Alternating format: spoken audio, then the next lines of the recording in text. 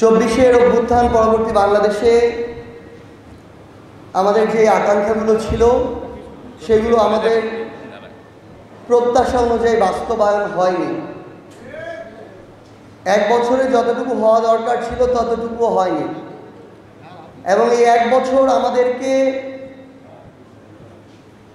একটা স্পষ্ট শিক্ষা দিয়েছে যে এই 54 বছরের ক্ষত এক বছরে সারিয়ে তোলা সম্ভব নয়।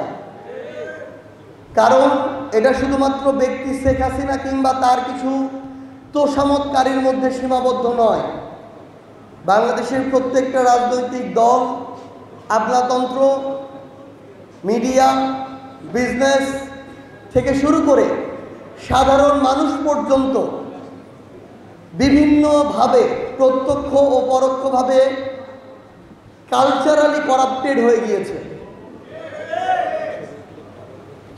মানসিক জায়গা থেকে করাপ্টেড হয়ে গিয়েছে। আমাদের ধীরে ধীরে একটা প্রক্রিয়ার মধ্য দিয়ে, একটা লড়াইয়ের মধ্য দিয়ে সেই জায়গা থেকে বের হয়ে আসতে হবে। প্রত্যেকটা জায়গা থেকে পিছু টান আছে। যারা সুযোগ পেলেই একে ওকে দোষারোপ করা শুরু করে, একটু ভিতরে দেখতে গেলেই দেখবেন সেও একটা পিছু টান তৈরি করে, বিভিন্নভাবে এই ভালো হওয়ার প্রক্রিয়াটাকে বাধাগ্রস্ত করে।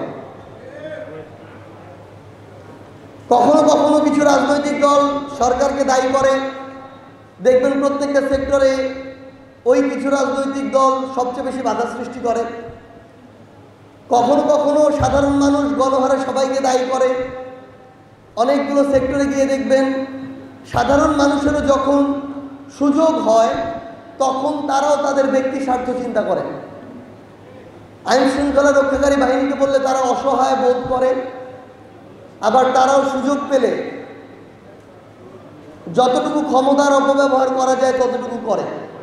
এমন একটা অসম লড়াইয়ে আমাদের মনে হয়েছে জাতীয় নাগরিক পার্টি এনসিপি রাজনৈতিক দল হিসেবে আগামীর বাংলাদেশের গণতান্ত্রিক উত্তরণের জন্য দীর্ঘ একটা লড়াইয়ে যেতে হবে।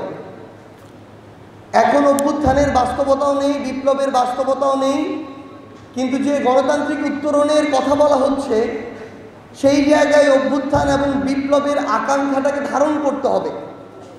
হয়তো এক বছরে হবে না, কিন্তু 5 বছরে করার সর্বোচ্চ চেষ্টা থাকতে হবে। সেই জায়গা থেকে রাজনৈতিক দল হিসেবে এনসিপির আত্মপ্রকাশ এবং একটা দীর্ঘস্থায়ী লড়াইয়ে নামা। প্রথম শর্ত, রাজনৈতিক দল হিসেবে বাংলাদেশে প্রতিষ্ঠিত হওয়া।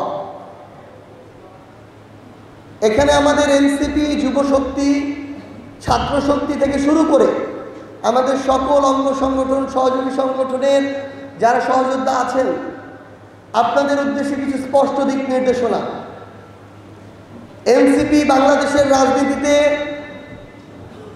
46 নম্বর রাজনৈতিক দল হইতে আসে নাই। আমরা হয় জনগণের প্রতিনিধিত্ব করে সরকারি দল হিসেবে সংসদে থাকব, অথবা শক্তিশালী বিরোধী দল হব। জাতীয় পার্টির মতো পোষা রাজনৈতিক দল হইতে আমরা আসি নাই।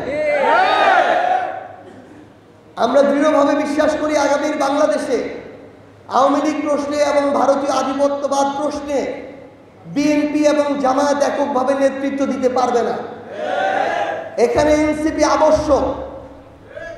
আগামীর বাংলাদেশে জুলাই সনদ বাস্তবায়নে, বিচার প্রক্রিয়ার অগ্রসর হওয়া ও বাস্তবায়নে আগামীর সংসদেও এনসিপির অংশগ্রহণ আবশ্যক।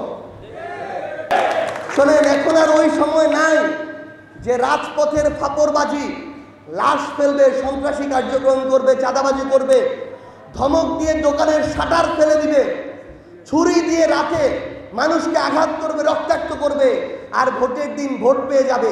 ওই দিন এখন আর নাই। শেখ হাসিনা পালানোর সময় ওই দিনকে সাথে করে নিয়ে গেছে। এখন যেই মানুষ কারো দ্বারা নির্যাতিত হবে, নিপীড়িত হবে, শোষণের শিকার হবে, ওই মানুষ ওই ভোটের দিন ব্যালট বাক্সে তার বিরুদ্ধে ভোট দিয়ে তার মুখে প্রথম জুতার বাড়িটা মারবে। আমরা বিশ্বাস করি আমাদের কাজ শুধু লাইনে থাকা। আমরা যদি লাইনে থাকতে পারি আগামী নির্বাচনে এবং আগামীর বাংলাদেশে এনসিপি বাংলাদেশের প্রথম এবং সবচেয়ে গুরুত্বপূর্ণ রাজনৈতিক দল হয়ে উঠবে।